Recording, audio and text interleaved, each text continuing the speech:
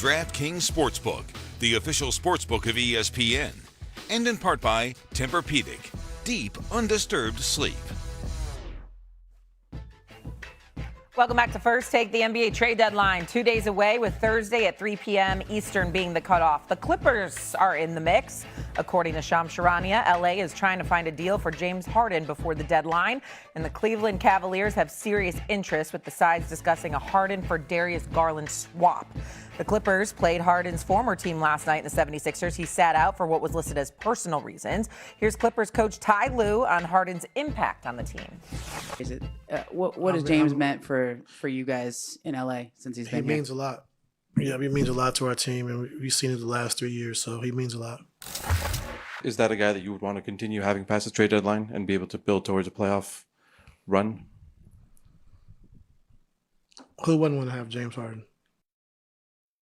Okay, who wouldn't want to have James Harden, as Kendrick Perkins joins us now here on First Take? And Perk, I'll go to you first. Would it be a mistake to move Harden off the Clippers? It would, but I don't think they have a choice, Shay. And here's the thing.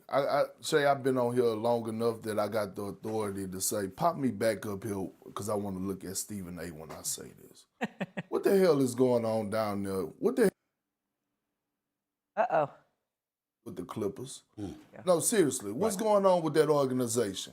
Do they have some type of disease that we don't know about? Because it seems like everybody is allergic to what's going on in that organization. I go back to how Paul George left. I'm looking at the Chris Paul CP3 situation and how that ended. And now I'm looking at this situation with James Harden. Over the last 2 months, this team has arguably has been the best team in the NBA for us, what they've been doing, winning games. Kawhi Leonard has looked healthy. James Harden is averaging 25 points and third in the league in assists. And all of a sudden, at 2 o'clock in the morning, 1 o'clock in the morning, I get an alert that he wants out of Cleveland. I mean, out of LA. Something is going on over there. And I just don't LA, excuse me. And I just don't understand what is happening. Now, I will say this. If I'm Cleveland, I'm definitely trying to get James Harden, especially if I'm giving up Darius Garland. Do I believe James Harden is an upgrade? Absolutely, I do. Do I think James Harden has transitioned over the last 3 or 4 years of being one of the best facilitators in the game? You damn right. And here's a fact. Guys, especially big men, thrive and play better, have career years when they play alongside James Harden. So I'm looking at an Evan Mobley in particular, and and Cleveland gets a guy like James Harden. We're going to see his game elevate. Donovan Mitchell's game is going to elevate because now he don't have to be the primary ball handler all the time. It's going to take pressure off of him. So again, it would be a mistake, but I don't think they have a choice at this point. I think they have to trade him. It would not be a mistake, Big Perk, because when James Harden wants out, you let him leave. Because he's shown you what he's going to be like when he wants to leave, and you make him stay. We've seen it, okay? And so you don't want that problem. You don't want that problem. When that brother went out, you get him up out of there, okay? What's going on with the Clippers? What's going on with the Clippers? I mean, I don't have enough time in this show in 2 hours to tell you what's going on with the Clippers. I mean, to me, it comes down to Steve Ballmer, who I love as an owner, but the combination of him and his inexplicable, unwavering faith in Lawrence Frank and Kawhi Leonard. Both are inexplicable. I don't give a damn that Kawhi Leonard is averaging 27 a game. We all know what Kawhi Leonard is going to do when he's on the basketball court. The brother is sensational. It don't matter. When he's on the court, he's going to perform. But he's already missed about 12 or 13 games this year. And you know where I'm going, Perk. You know what? What's he going to do in the playoffs? Call me when the playoffs begin. Let's see if he's on the court. And by the way, we got to take it a game-by-game situation.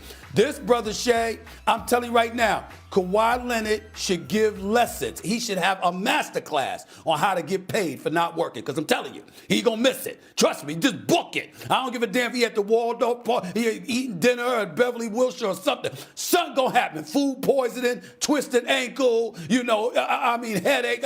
Something gonna happen. He ain't gonna be there. That's just how it is, okay?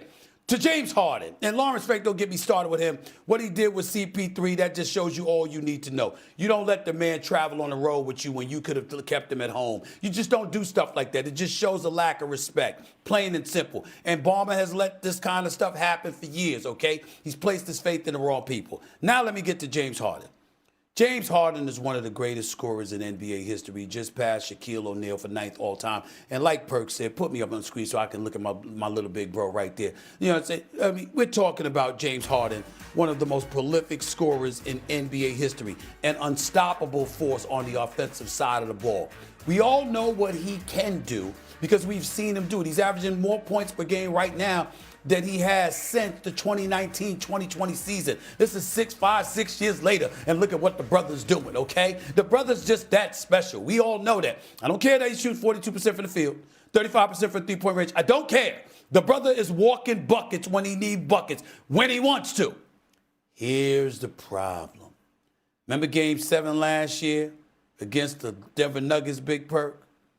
35 minutes. 7 points on 2 of 8 shooting. That's James Harden. What has James Harden done over the last 4 Game 7s of his career? He's got a combined 1-3 record. And one of the most prolific scorers in NBA history, Shea, averaged 13.8 points on 27% shooting from the field and 17% shooting from three-point range, 5 of 30. That's what we have seen.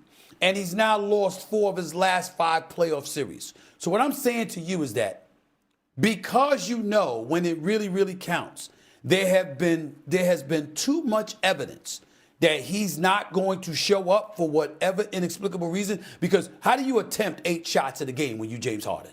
It's phenomenal and great as he is. How do you attempt 8 shots? That's almost like, well, I'm interested in going to Cabo. I'm interested in getting the hell up out of here. Season's over for me. I don't feel like working. It almost looked like that when you watch him in Game 7s. You cannot keep somebody like that when they tell you they want to go. You must let them go. You must let them go. But I'm not trying to pile on James Harden here, but we're over here talking about the Clippers and what's going on with that organization. What about James Harden? Why now?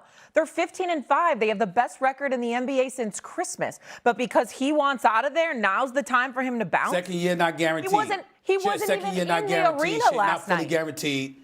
Because if you go somewhere else, the likelihood is that they're going to take care of you with a longer-term deal. In his eyes, he'd probably be able to get more bags someplace else. I'm sure that's not the only reason, but I'm certain that plays a part in it. Go ahead, Big Perk.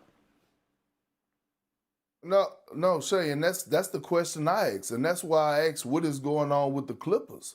I mean, this team has been balling, and all of a sudden you see this breaking news, and again, he's balling. James Harden is putting up great numbers under Ty Lue. Some say around the league that he should have been an all-star. But here's my, Stephen A., this is my pushback to you as far as James Harden right now. Sure. Right? And if he happens to get traded, especially to the Cavs, James Harden is not a number 1 or number 2 option anymore on a contending team, in my opinion.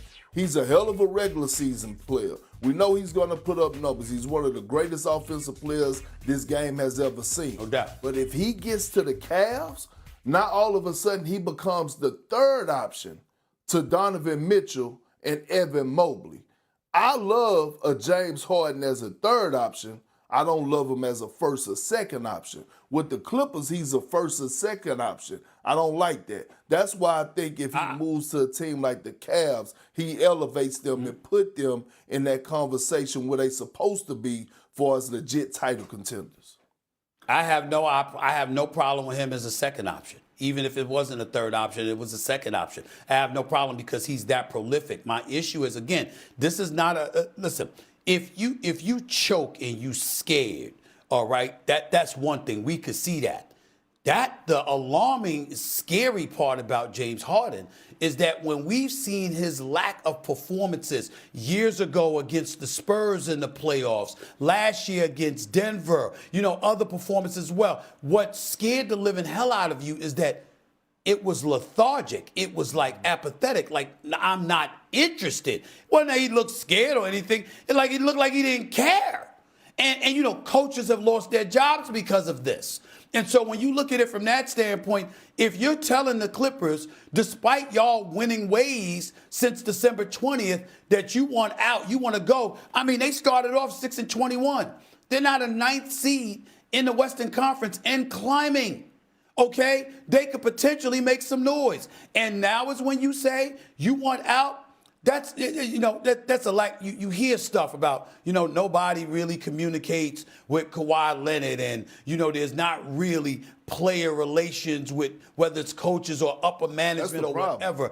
It just seems to be a job. It doesn't seem to be the ideal kind of atmosphere, which would lend us towards talking about Ty Lue, who we all know to be a great coach and a champion. So there could potentially be some culpability on his part. The problem with it is that the brother wins. He clearly knows what he's doing. He's clearly one of the elite coaches in the game of basketball. And even when they were struggling, you saw Ty Lue sitting back. We gonna be all right. We gonna be all right. And sure enough, they all right. Because that's how good he is as a damn coach. But it makes you look at the rest of the organization and ask yourself, like, damn, you in Southern California, you're in a brand new arena, you ain't no longer the fair-weather stepchild at Crypto.com arena sharing the arena with the Lakers. You got a lot. What's the problem? And somehow, some way, James Harden is always there to remind you there's always a problem. So I like him in Cleveland, too. I think Houston should have looked at him with Fred VanVleet out, personally. But bottom line is he don't need to be with the Clippers anymore. He let them know he don't want to be here. And when James Harden, for the last time, when James Harden tells you he wants out, you let him go. Or you will pay for it. As I said, he wasn't even in the arena last night. Was not on the bench. He had personal reasons, didn't even show up. As for Cleveland, hard to win with two small guards. You add James Harden in there, might help their chances a little bit, especially in the Eastern Conference. All right, thanks, Perk. We'll talk to you a little bit later on.